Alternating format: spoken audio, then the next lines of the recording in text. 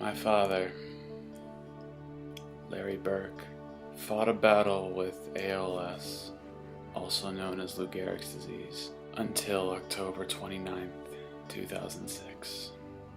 October has always been a difficult month for me to get through ever since. But I wanted this year to be different.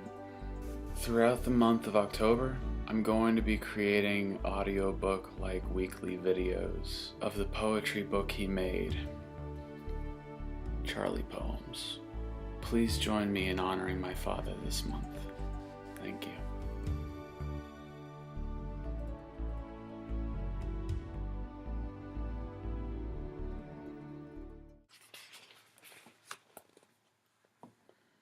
(2004) September 7th, 2004.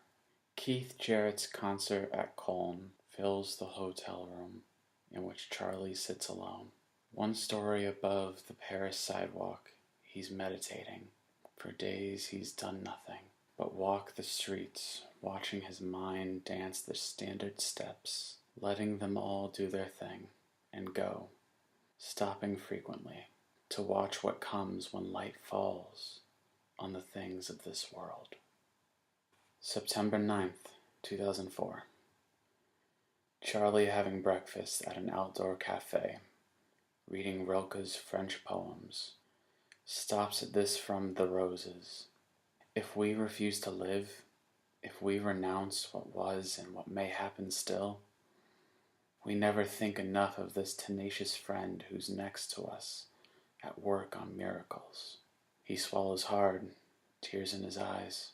He can't help but overhear the couple behind him.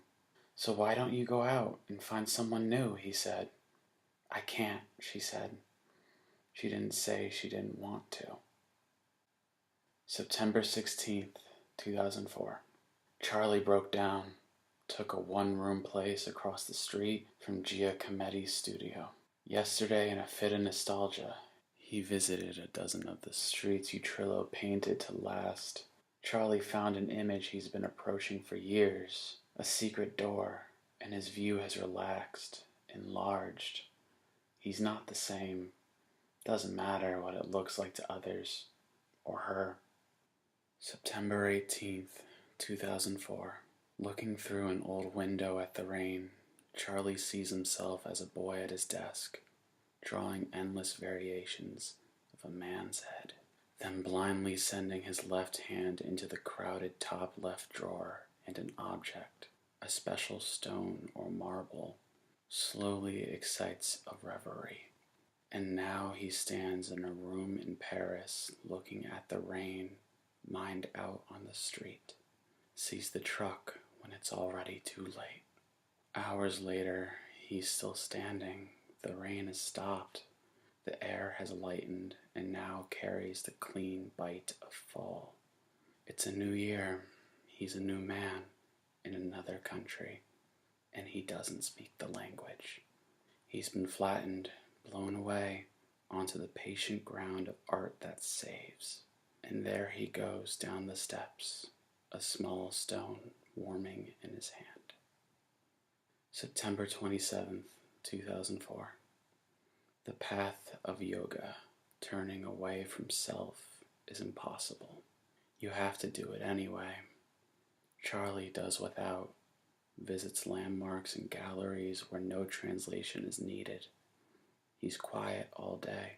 Though the letter he received from across the ocean was filled with oceanic anger and loud accusation, and though it hurts down deep, the pain is real. He remembers he can choose, and he chooses just to breathe. October 2nd, 2004. As I hugged and kissed her this morning in the kitchen, I said, "When my body is close to your body, my soul feels better." "Uh-oh," she said, "you have a hard-on. You'll be all frustrated." "Not to worry," I said. "I'm practicing Tantra. Indeed, all parts of my life have become yoga in my eyes, breath in my grateful heart." Charley in the gallery stops before one of Degas' ballerinas, Rilke's lines. It's enough that on a balcony or in a window frame, a woman pauses. October 3rd, 2004. Charley writes from another world. Doesn't know the language. Doesn't know the customs. He picks things up very slowly, as if he's on retreat. He is retreating, flying the flag of surrender. There is strength in his solitude. Keeps him open to the day. Only thing he misses is the comfort of a woman's body.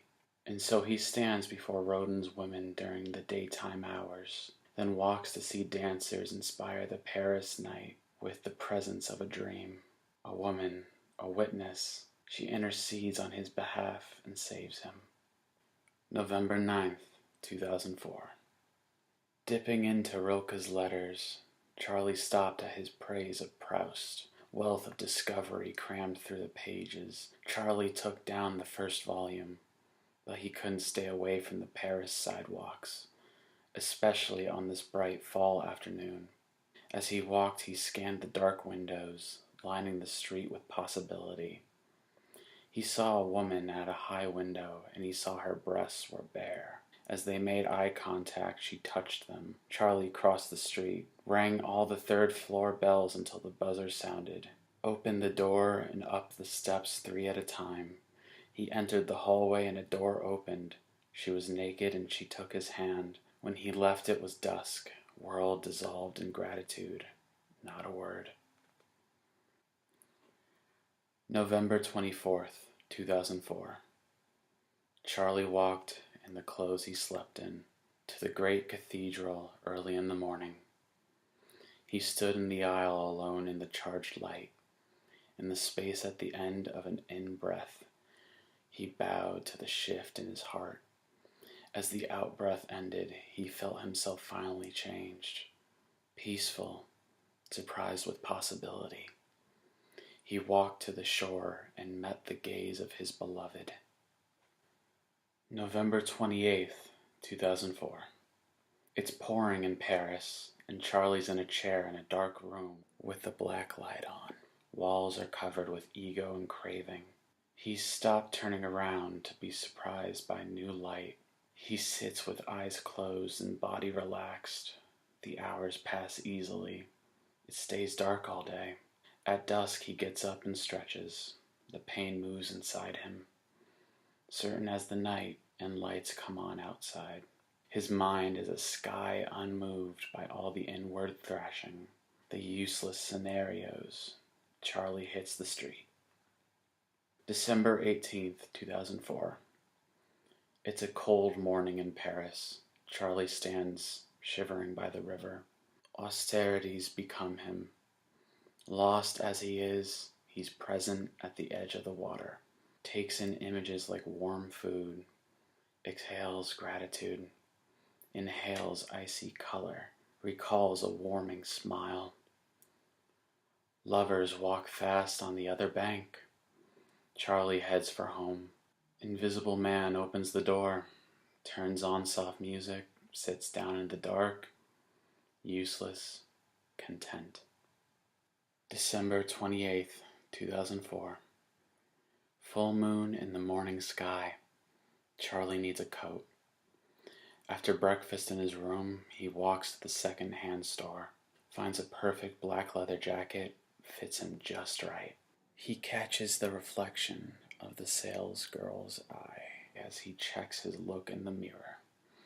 As he turns, she turns, and then he sees the salesgirl is a nun. Charley rubs a new button.